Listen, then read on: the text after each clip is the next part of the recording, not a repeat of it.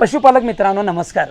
आपल्या पश्चिम महाराष्ट्रामध्ये जिथं पावसाचं प्रमाण जास्त आहे, उदाहरणार्थ कोकण असेल, सांगली, सातारा, सोलापूर, कोल्हापूर किंवा पुण्याचा काही भाग असेल, बारामतीचा काही भाग असेल आणि अहिल्यानगर असेल, या सगळ्या भागामध्ये दुग्ध व्यवसाय जास्त प्रमाणात केला जातो। इथं जातिवंत गाई म्हशीची संख्या पण प्रचंड प्रमाणात आहे आणि वर्षभराचा चारा तिथं कमी पडत असतो। मग तो उदाहरणार्थ हिरवा चारा असेल किंवा सुका चारा असेल, पण सुका चारा प्रत्येक शेतकऱ्यानं एका जनावराला 2 टन या हिशोबानं गोळा करून ठेवला पाहिजे आणि नेमकं आमच्याच बेल्टमध्ये हा सुका चारा उपलब्ध होत नाही। या सगळ्याचा विचार करून आम्ही एक संकल्पना तयार केली आणि त्या संकल्पनेचं नाव आहे पशु ई चारा।